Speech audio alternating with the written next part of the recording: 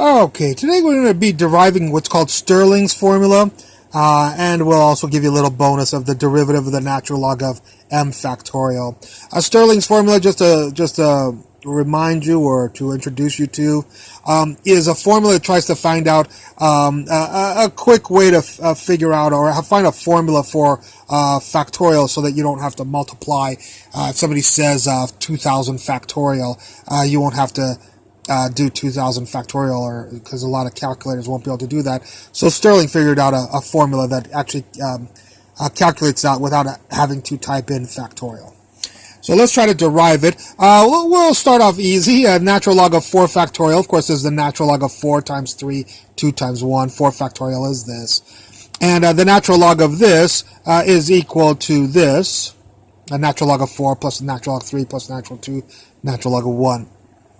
So we just wanted to show you with numbers. Now we'll do it with letters. If the natural log of 4 factorial is this, then the natural log of m factorial is natural log of 1 plus the natural log of 2 plus the natural log of 3, just like this, just backwards, all the way up to natural log of m. This was 4, so we went to natural log of 4. This is m, so we'll go to the natural log of m. Natural log of 1 is this building right here. Of course, it's 0. So how tall is this building? It's 0. How about the natural log of 2? Well, if we draw the equation y equals the natural log of x, here's the y equals the natural log of x equation, then if at 2, this is as tall as the natural log of 2, of course. That's how tall this building is right here. And natural log of 3, who's the natural log of 3? It's how tall this building is right here. That's the natural log of 3 and the natural log of 4, and so on. So how tall is this building? It's as tall as the natural log of 1. It's 0 tall. And how tall is that building? Natural log of 2. And how tall is that building? And so on. Now, if this is the natural log of x curve, then we have the pink area is under the curve, and the green area is under the buildings, is the area of the side of the buildings right here. And what we say is that the pink area, the area underneath ln x, the pink area, it's equal to the integral of the natural log of x from 1 to m. Okay? And that, the pink area, is approximately equal to the green buildings. Yeah, we didn't take into account these areas, but as you get bigger and bigger, and that's what Stirling's formula decides, is m is going to get bigger, we're going to get a better and better approximation. So we won't get it for, if we try to use this formula for m equals 3 or 4 or 5, we'll get a kind of a bad answer. That's why we put approximations. One thing's for sure is the pink area is smaller than the green area. These buildings are bigger than the pink area right here. So let's go over this. The pink area is equal to the integral of natural log of x. And then the green area is bigger than, but approximately equal to the pink area. But the green area is equal to this right here. It's equal to the natural log of 1 plus the natural log of 2 plus the natural log of this, all the way to natural log of m over here. And who are these people equal to? Well, I told you they were equal to this guy right here. So natural log of m factorial is equal to these people right here. Natural log of m factorial is equal to these people, and these people are equal to the green area under the blocks, and that's bigger than or approximately equal to the integral. So you might be able to see where we're going here. We want to find out what the natural log of m factorial is. So why don't we, it'll be approximately equal to, but this integral is approximately equal to the natural log of m factorial. So then let's start up here. The natural log of m factorial is approximately equal to, not equal to, but approximately equal to this integral right here. This is approximately equal to this. So this is approximately equal to this. This is done in Calc. Usually we find out how to do that in integration by parts in Calc 1, maybe Calc 2. So I use a DIS table. you can look up my DIS integral. Just really quickly, I put the natural log of x here. All functions have at least a 1. So we'll put the 1 there. Take the derivative here. Integrate this. Sign is always plus, minus, plus, minus. And then the solution to this integral is v plus the integral of bar in our DIS table. V is this times this times this. So it's positive x times ln x plus, that's v, bar, the integral, there's our integral, of bar. What's bar? It's not this times this times this. It's this is bar. It's always the second one. This times this times this. 1 over x times x is 1 times negative is a negative 1. So we get the integral. The integral of bar is the integral of negative 1. Of course, this was from 1 to m. So we'll evaluate this from 1 to m and this from 1 to m. This integral, of course, is negative x right there. And so we'll have to evaluate this guy, these people, and this person from 1 to m. Let's stick in m, we get these people, minus, let's stick in 1, and we'll get these people right here. And this, we simplify a little bit, natural log of 1 is 0. So if we simplify this, we get this, and then this positive 1, which is right here, since m is going to be really, really big, we don't have to worry about the positive 1, okay? So what did we do here? We discovered that the natural log of m factorial was equal to this integral, and this integral was equal to these people, so the natural log of m factorial is equal to these people, and that's what I wrote right here. The natural log of m factorial is equal to those people right here. Do a little bit of algebra. Take e to this side and e to this side. You get this. A little bit more of algebra gives you this. A little bit more of algebra gives you this. And this can be written like this, okay? Now, here it is again. I just rewrote it again.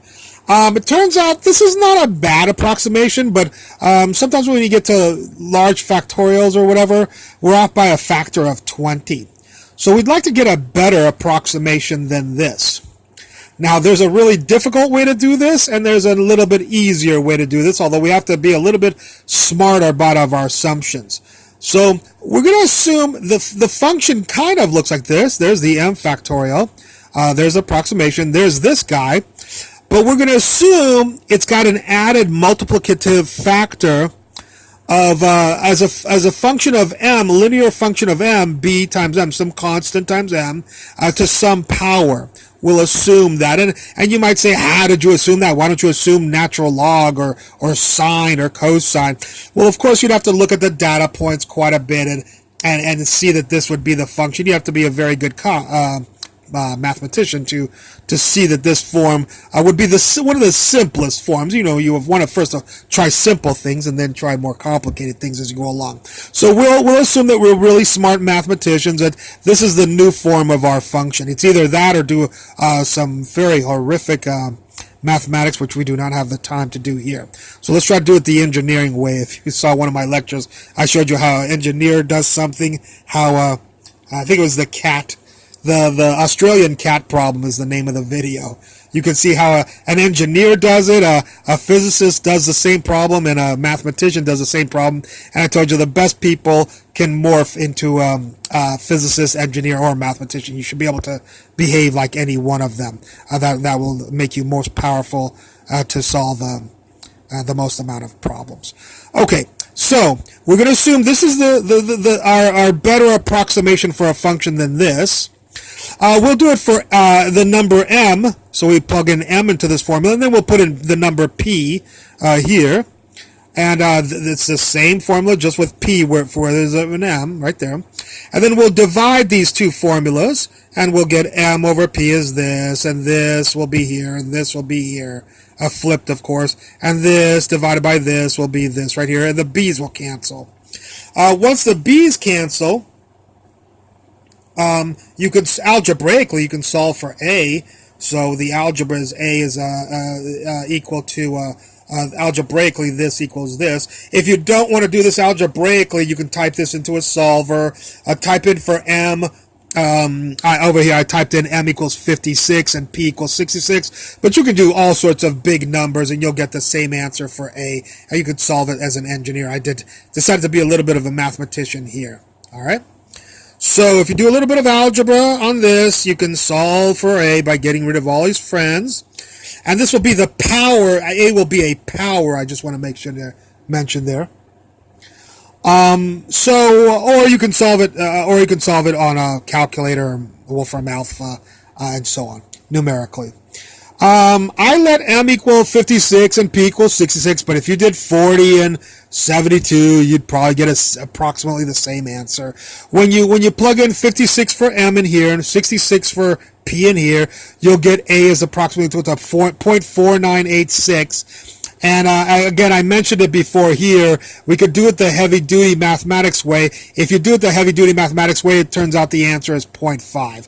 So 0.4986 is not a bad approximation for 0.5. We will be stealing the 0.5, the perfect answer. But if you stole the 0.4986, it wouldn't make much of a difference. Now, be careful. This a is a power of 0.5. When you change a power to a root, of course, 0.5 power is the square root. So you have to put a 2 in here if you decide to write it this algebraically. So this is a square root. So it's 2 inside the square root. Anyways, what I did here, though, is I solved this. Now that I know a, I can solve algebraically for b. And I believe if you do the algebra for b, you'll get b equals 1 over m. The a root, the a root. So don't stick 0.5 into that root. Stick 2 because 0.5 is the square root. So put a 2. So the square root of m factorial the natural logarithm number m to the m. Okay. And if you stick in m equals like 56 or something, you'll get 6.3. Now, whenever we see 6.3, good mathematicians go, hey, that's pretty close to 2 pi. Well, if you do the difficult way of doing this problem instead of the engineering way, you'll find out that b does equal 2 pi. So I'm trying to save you a lot of time, and we don't have the time for that anyways on these videos. Okay, so now we know b equals 2 pi, we know a equals a half, and so we can rewrite our formula right here. Let's rewrite it like this. Let's take this formula. You know Mr. B is 2 pi, and you know Mr. A is a half. Or you could write square root if you don't want to write a half, okay? So this is our Stirling formula. Now, who cares? Why do we need this Stirling formula? Well, this one, you can either do it to find out m factorial, you could do 2000 factorial, which your calculator can't do, or you could do this right here. You could type it into this formula, which has no factorial, and is probably going to be a little bit easier to digest for computer systems and so on. And also is easier to handle algebraically. It's very difficult to do algebra with factorials, whereas algebra and calculus and any other mathematics is easier to do with with non-factorial functions. All right. As I promised you, just real quickly, let's try to squeeze in the derivative of the natural log of m factorial. So if y equals natural log of m factorial, we're going to assume m is very large because we want to know this, the natural log of m factorial for the derivative of the natural log of m factorial for large m's. So we'll say m is much bigger than 1. And 1 will be our delta x or our h in our derivative formula. So notice we have m plus 1, m plus h, and here we have m. So this is our normal derivative formula right here. You might say, where's the limit as h goes to 0? Hey, where's that limit? Well, by making this 1 and m really big, we are doing this limit right here. You know, m is 2 billion, this is 1, h is basically 0. So we'll simplify this a little bit. 2 natural logs can be written as 1 natural log. M plus 1 minus m is just 1, so we don't have to worry about the bottom. And of course, m plus 1 factorial over m factorial is, m plus 1 factorial is m plus 1 times m factorial. And m factorial is m factorial. So the m factorials cancel. And so, of course, you get just the natural log of, this becomes algebraically the natural log of m plus 1.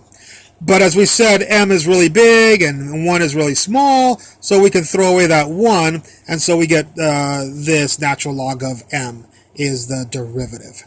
So if y is equal to the natural log of m factorial, then y prime equals the natural log of m. All right? Okie dokie, I hope you enjoyed this video, and I look forward to any comments at the bottom. Thank you very much.